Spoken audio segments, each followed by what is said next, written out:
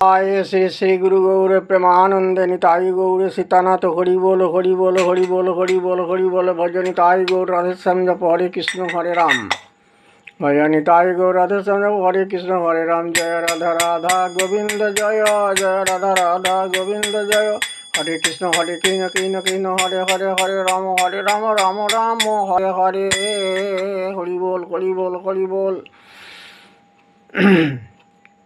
প্রতিদিনের মতো আজও আপনাদের সামনে এসে হাজির হয়ে আমি করিব কিছু গীতার অপূর্ব পঠন পাঠন।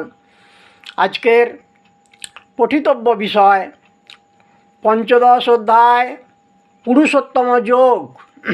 শুনুন শুনুন ভক্তগণ, এই যোগের কিছু অমৃত কথন, যা শুনে ভক্তগণের জুনায় প্রাণ মন। যদিও রয়েছে মাত্র 20টি শ্লোক এই অধ্যায়ে, তবু জানিবেন কোনো শ্লোকের গুরুত্ব মোটেই কম নহে। এই শ্লোকের অর্থগুলি করিলে শ্রবণ আপনারা সকলেই হবেন অতি ধন্য এবং করিবেন আপনাদের সুন্দর জীবনযাপন। তবে শুনুন, আরম্ভ করি।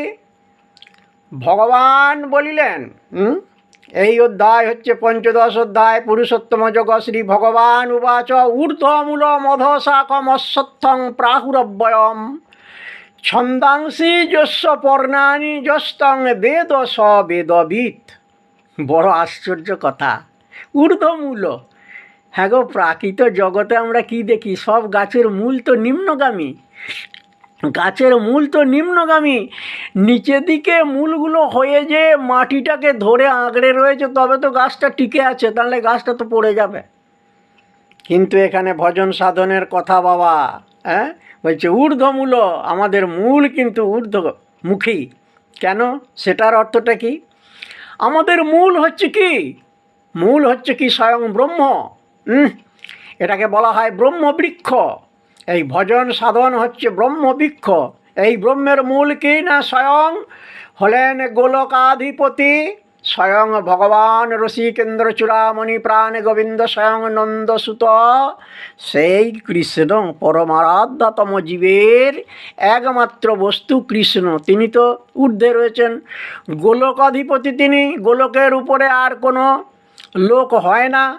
সেই জন্যে ওখানে ভগবান বললেন যে জানো জানো, শোনো শোনো শোনো আমার অপূর্ব কথন। তাহলে ঊর্ধ্বমূল মধশাখ। এবার শাখা প্রশাখাগুলো সব নিম্নগামী, নিম্ন দিকে হয়ে আছে। তাহলে যত শাস্ত্র, বেদাদি সমস্ত শাস্ত্রগুলো তার নিচে থাকে। তাহলে সেই জন্য এখানে বলেছেন যে ঊর্ধ্বমূল মধশাখমশ্বত্থং প্রাহুরব্যয়ম ছন্দাংসি যস্য পর্ণানি যস্তং বেদ স বেদবিৎ। এই কথা বলে এই অধ্যায় শুরু হচ্ছে, যেটা আমাদের পথের পাথেয়। তারপরে কত অপূর্ব সুন্দর সুন্দর কথা। মাত্র 20টি শ্লোক হলে কি হবে? এই মাত্র 5টা মিনিটের মধ্যে কটা কথা আপনাদের বলে জানাবো। তবে সব কথার মীমাংসা হবে সেই শেষকালে গীতার উপসংহারে, যখন আমি ব্যক্ত করতে বসবো প্রতিটা অধ্যায়ের পুঙ্খানুপুঙ্খ রূপে জগৎবাসীকে যতটুকু পারবো আমি জানানোর চেষ্টা করব। এই অধ্যায়ে ভগবান বললেন মমই বংশ জীবলোকে জীবভূত সনাতন মনঃষ্ঠানি ইন্দ্রিয়ানি প্রকৃতিস্থানি কর্ষতে। জানো হে মানবগণ, মমই বংশ, সব আমার অংশ।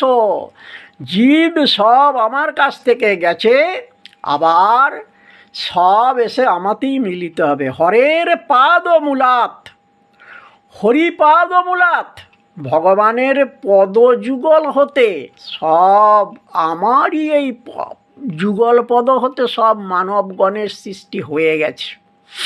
আবার যেদিন তাদের জীবন শেষ হয়ে যাবে, যেদিন ওই বাসাংসি জীর্ণানি যথা বিহায় নবানি গৃহ্ণাতি, যেদিন এই পাখিটা যেদিন খাঁচা ছেড়ে উড়ে চলে যাবে, তারপরে সে আবার সেই আমারই সাথে মিলিত হবে।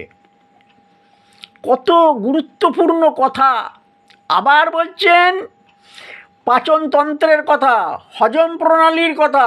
অহং বৈশ্বানর ভূত্তা প্রাণিনাং দেহমাশ্রিতম প্রাণাপান সমাযুক্তং পচাম্মন্নং চতুর্বিধম। ও হে মানবগণ, শুনো শুনো অপূর্ব কথন।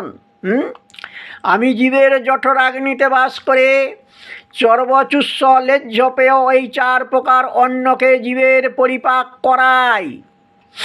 তাহলে বিজ্ঞান বলতে পারে যে ধরুন আমাদের এই যে দেহেতে আমরা খিদের সময়তে এক মুঠো অন্ন সেবা করলাম, এক মুঠো মুড়ি সেবা করলাম, কি এক মুঠো রুটি সেবা করলাম, কিন্তু সেটা যে কিভাবে এই হজম প্রণালীটা কীরকম, মেটাবলিজম সেটার কীরকম হচ্ছে, ডাইজেস্ট কিভাবে হচ্ছে, সেটা কিন্তু বিজ্ঞান সুন্দর করে তার ফর্মুলা দিয়ে দেখিয়ে দিতে পারবে।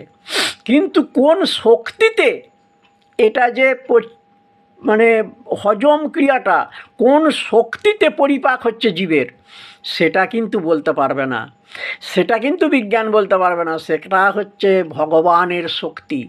ভগবানের শক্তিতে তবে জীব পরিপাক করছে, তা না হলে জীবের পরিপাক হবে না। কত সুন্দর কথা। সেই জন্যে আমাদের এই অন্ন গ্রহণ করতে যাওয়ার সময় এই শ্লোকটাকে স্মরণ করতে হয়।